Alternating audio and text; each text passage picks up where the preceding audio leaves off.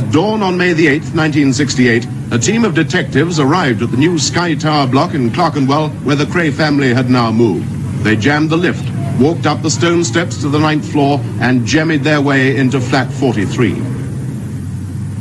This was at 6 o'clock in the morning. All the raids had been timed, synchronized to be at the same time. And we knew that the Krays the night before had been to a West End club and they didn't return. Chief Superintendent Leonard Reed in his operations room at Tintagel House. And in fact, they were in bed.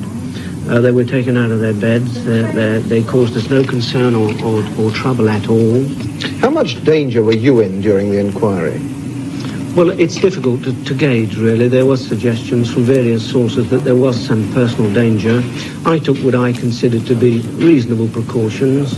I used to go home frequently on a different route, and also I go running in the mornings about 5 miles every morning. When I was interviewed by the press, I denied this emphatically because I considered that at that time in the morning, alone in a vest and running shorts, I would be very vulnerable, unless I could run faster than them, of course.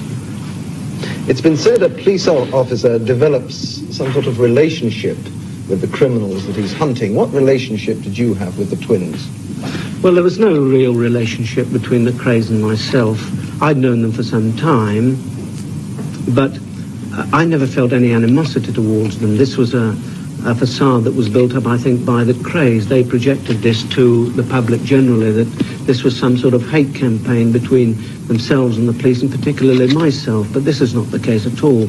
I know that they disliked me intensely. I know that they, at one stage, bought a snake, which they called Nipper Reed, and there was great jubilation when this snake died. Ronald Kray, I understand, used to feed it live mice.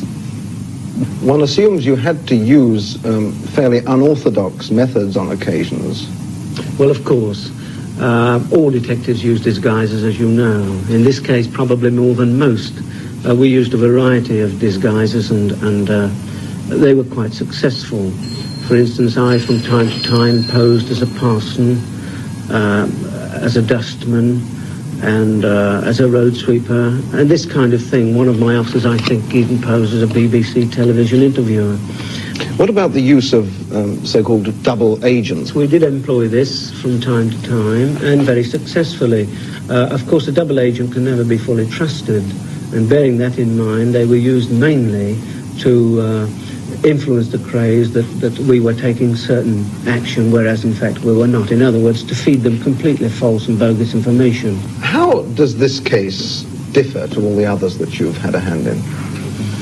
It was completely independent from New Scotland Yard. We broke away entirely from the normal routine. It's important to remember that the police can take no action against anyone unless there is evidence available. This, so far as the Krays were concerned, was always the difficulty. It was essential, of course, that if the police launched an operation against the Krays and their empire, it had to be successful. We could not afford an abortive inquiry. This would have damaged the police public image, and we just could not afford to do that. It's also important to remember that had this happened, had we had an abortive inquiry, the Krays had many influential friends in all sorts of walks of life, and I can visualize that a large complaint would have ensued. Thank you for watching. If you enjoyed the video, please join our Facebook group. It's called Krays Crime Lords of London. We're a friendly, moderated group with over 1,000 Kray and other celebrated gangster videos available for view. There's also thousands of images in the photos sections. The link for the group is in the YouTube description section. I hope we see you there soon.